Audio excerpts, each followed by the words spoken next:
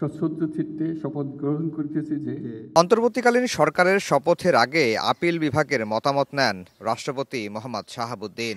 রিটকারী আইনজীবীর মূল যুক্তি, সুপ্রিম কোর্টের বিধি মেনে মতামত দেননি তৎকালীন আপিল বিভাগ। প্রধান বিচারপতি সহ অন্য বিচারপতিরা ক্যান্টনমেন্টে আশ্রয় নেয় তারা আদৌ মতামত দিয়েছেন কিনা তা নিয়েও সংশয় প্রকাশ করেন রিটকারী।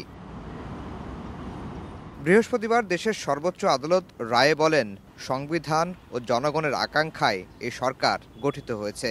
সর্বসম্মতিক্রমে হাইকোর্টের রায়ের সঙ্গে একমত প্রকাশ করেন সব বিচারপতি।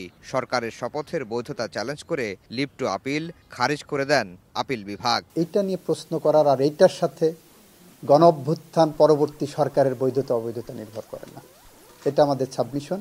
আপিল বিভাগ সর্বসম্মতিক্রমে বলেছেন তারা হাইকোর্টের রায়ের মধ্যে কোনো ভ্রান্তি, ভুল, বেআইনি কোনো কিছু পাননি। তারপরেও এই সরকারের বৈধতা আগামী সংসদকে দিতে হবে কিনা এমন প্রশ্নে অ্যাটর্নি জেনারেল সাফ জানান, এরার প্রয়োজন পড়বে না।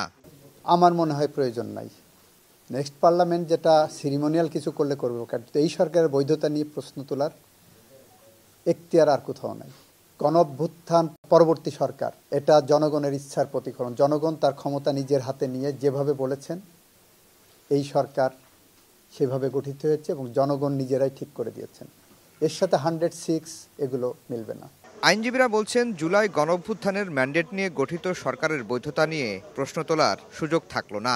এই অন্তর্বর্তীকালীন সরকারের বৈধতা নিয়ে জনাব মহসিন রশিদ যে সুপ্রিম কোর্টের হাইকোর্ট বিভাগে রিট পিটিশন দায়ের করেছিলেন তার কোনো সারবত্তা থাকলো না। প্রকারান্তরে বর্তমান অন্তর্বর্তী সরকার যে পরিচালিত হচ্ছে জনগণের মতামতের ঐক্যমতের ভিত্তিতে, সেটাই প্রকারান্তরে স্থায়ী হলো কিংবা স্থাপিত হলো। সুপ্রিম কোর্ট যে রায় দিলেন, এই সরকারের গৃহীত সংস্কার প্রস্তাব, বিচার এবং নির্বাচন সংক্রান্ত সবকিছুই জনগণের ইচ্ছা এবং লিগ্যাল ইনস্ট্রুমেন্টের ভিত্তিতে হচ্ছে বলে ঘোষণা করলেন।